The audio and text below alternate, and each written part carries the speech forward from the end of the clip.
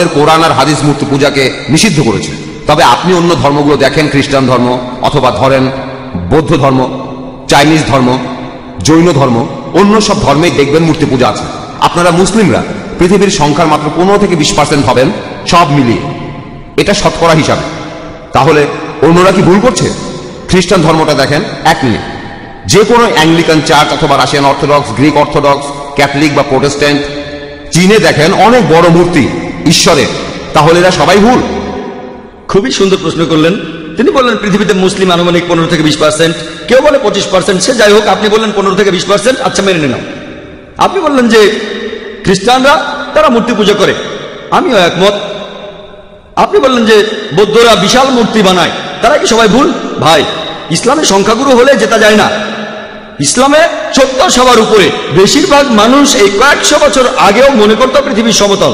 বেশিরভাগ, এটা কি জানেন? কয়েকশো বছর আগেও বেশিরভাগ মানুষ মনে করত পৃথিবীর সমতল। পৃথিবী কি সমতল ভাই মহেশ? না না। তাহলে বেশিরভাগ মানুষেরও ভুল হতে পারে। ইসলাম ধর্মে আল্লাহ পবিত্র কোরআনে বলেছেন, সূরা ইসরার 81 নম্বর আয়াতে উল্লেখ করা হয়েছে, ওয়াকুল জাল হক ওয়া জাকাল বাতিল ইন্নাল বাতিলা কানা জাউকা। বলো, সত্য উপস্থিত হয়েছে, মিথ্যা বিলুপ্ত হয়েছে, কারণ মিথ্যা প্রকৃতিগত কারণে বিলুপ্ত হবে। সেজন্য ইসলাম ধর্মের সংখ্যাগুরু হলে জেতা যায় না। যদি আমেরিকা যান, সেখানে দেখবেন পর্নোগ্রাফি, এটা নিষিদ্ধ না। আপনি এটা বিশ্বাস করেন? না, অনেক ইউরোপিয়ান পর্নোগ্রাফিতে বিশ্বাস করেন? না, আমি বিশ্বাস খুব ভালো, আপনি তো ভালো মানুষ, আপনাকে অভিনন্দন জানাই। কিন্তু পশ্চিমা বিশ্বের বেশিরভাগ মানুষই পর্নোগ্রাফিতে বিশ্বাস করে। আপনি কি এটা বিশ্বাস করেন? আপনি কি পর্নোগ্রাফি দেখবেন? খুব ভালো, ভালো ছেলে। দেখেন, আপনি সত্যের কাছাকাছি আছেন। সংখ্যাগুরু হলে জেতা যায় না। আপনি তখন বললেন যে খ্রিস্টান ধর্মে সবাই মূর্তি পূজা করে। খ্রিস্টান ধর্মে আসলে মূর্তি পূজা নেই, কিছু খ্রিস্টান মূর্তি পূজা করে, যেমন কিছু মুসলিম ভুল কাজ করে। যদি খ্রিস্টানদের বাইবেল পড়েন, আর আমিও নিশ্চিত যে আপনি বাইবেল পড়েছেন, বাইবেলে উল্লেখ করা আছে, বুক অব ডিউটেরোনমি 5 নম্বর অধ্যায়ের 7 থেকে 9 নম্বর অনুচ্ছেদে বলা হয়েছে, তোমরা আমার কোনো প্রতিমূর্তি তৈরি করবে না। মহান স্রষ্টা তিনি বলেছেন, ওল্ড টেস্টামেন্টে আছে, তোমরা আমার কোনো প্রতিমূর্তি তৈরি করবে না, কোনো কিছুই না যেটার সাথে মিল আছে আকাশমণ্ডলের কিছু, পৃথিবীর কিছু, অথবা পৃথিবীর নিচের কিছু। তোমরা তাদের সেবা করবে না, তাদের কাছে নতজানু হবে, কারণ আমি তোমাদের ঈশ্বর এবং প্রভু খুবই প্রতিহিংসা পরায়ণ। এই কথা আবারও আছে বুক অব এক্সোডাস 20 নম্বর অধ্যায়ের 3 থেকে 5 অনুচ্ছেদে, যে তোমরা আমার কোনো প্রতিমূর্তি তৈরি করবে না, কোনো কিছুই না যার সাথে মিল আছে আকাশের কিছুর, পৃথিবীর কিছুর, অথবা পৃথিবীর নিচের কিছুর। তোমরা এদের সামনে নতজানু হবে না, সেবা করবে না, কারণ আমি তোমাদের ঈশ্বর এবং প্রভু খুবই প্রতিহিংসা পরায়ণ। তাহলে ওল্ড টেস্টামেন্ট অনুযায়ী মূর্তি পূজা নিষিদ্ধ কাজ। আর যীশু খ্রিস্ট নিজেই বলেছেন, এটা আছে গসপেল অফ ম্যাথিউ 5 নম্বর অধ্যায়ের 17 থেকে 20 অনুচ্ছেদে, মনে করো না আমি নবীদের আইন বাতিল করতে এসেছি, এগুলোকে বাতিল করতে আসিনি, পূরণ করতে এসেছি। তোমাদের মধ্যে যদি কেউ কোনো একটা আইন ভাঙে আর অন্য কেউ ভাঙতে বলে, সেটা হলে সরকারের রাজ্যে প্রবেশ করতে পারবে না। আর যে আইনগুলো মেনে চলবে সে সরকারের রাজ্যে প্রবেশ করতে পারবে। যদি তাদের ন্যায়নিষ্ঠতা গ্রন্থে বলা ন্যায়নিষ্ঠার চাইতে বেশি না হয়, তাহলে তারা স্বর্গের রাজ্যে প্রবেশ করতে পারবে না। তাহলে যীশু খ্রিস্টের কথা অনুযায়ী আপনি যদি স্বর্গের রাজ্যে প্রবেশ করতে চান, আপনাকে তাহলে ওল্ড টেস্টামেন্টের সবগুলো আইন মানতে হবে, মুসা নবীর আইন মানতে হবে। স্রষ্টার কোনো প্রতিমা বানাবেন না। তারপরও মানুষ বানায়, কেন? সব খ্রিস্টানরা কিন্তু বানায় না, প্রোটেস্ট্যান্টরা বানায় না। খ্রিস্টান ধর্ম সম্পর্কে আপনার জ্ঞান বেশ কম, আপনি এখনো ছাত্র। ক্যাথলিকরা এটা করে, তারা মূর্তি বানায়। এজন্যই প্রোটেস্ট্যান্টরা প্রোটেস্ট করেছিল যে আপনাদের কাজটা ভুল। তাহলে বাইবেলের কথা অনুযায়ী সৃষ্টিকর্তার কোনো প্রতিমা বানাতে পারবেন না। আপনার কথা মানি? বেশিরভাগ হিন্দুই মূর্তি পূজা করে। আমি আগে বলেছিলাম, নাতাস্তি প্রতিমা আস্তি, মহান সৃষ্টিকর্তার কোনো প্রতিমা নেই, কোনো ছবি নেই, কোনো ভাস্কর্য নেই, তার কোনো মূর্তি নেই। আপনি কি মূর্তি পূজা করেন? হ্যাঁ, আমি করি। আচ্ছা, তাহলে তো বেদ মানছেন না। আমি আসলে সবগুলো ধর্মই মানি, সব ধর্মই এক, কারণ মহান ঈশ্বর সবগুলো ধর্ম সম্পর্কে জানেন।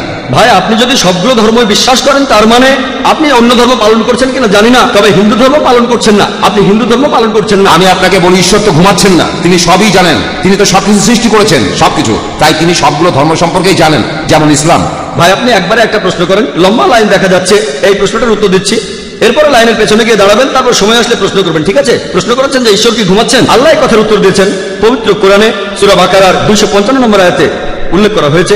আল্লাহ বলেছেন, আল্লাহু লা ইলাহা ইল্লা হুয়াল হাইয়ুল কাইয়ুম লা তাখুযুহু সিনাতুন ওয়ালা নাওম, যে আল্লাহ অবিনশ্বর, চিরস্থায়ী, তিনি কারো মুখাপেক্ষী নন, তার নিদ্রার প্রয়োজন হয় না, তন্দ্রাটাকে স্পর্শ করে না, বিশ্রামের প্রয়োজন হয় না। আমাদের ঘুমানোর প্রয়োজন হয়, আমাদের বিশ্রাম নেওয়ার প্রয়োজন হয়, আল্লাহ তাআলার ঘুমানোর প্রয়োজন হয় না। আল্লাহ তাআলা পবিত্র কোরআনে বলেছেন, তিনি যদি চাইতেন তাহলে পৃথিবীর প্রত্যেকটা মানুষকে বানাতে পারতেন মুসলিম হিসেবে, মুসলিম বানাতে পারতেন। আল্লাহর পক্ষে খুবই সোজা, শুধু কুন ফায়াকুন। তবে এই জীবনটা পরকালের জন্য পরীক্ষা। আল্লাহ আপনাকে পরীক্ষা করছেন, আমাকেও পরীক্ষা করছেন। আল্লাহ যদি চান আপনি আর কখনো মূর্তি পূজা করবেন না, তাহলে তো পরীক্ষাটা থাকলো না।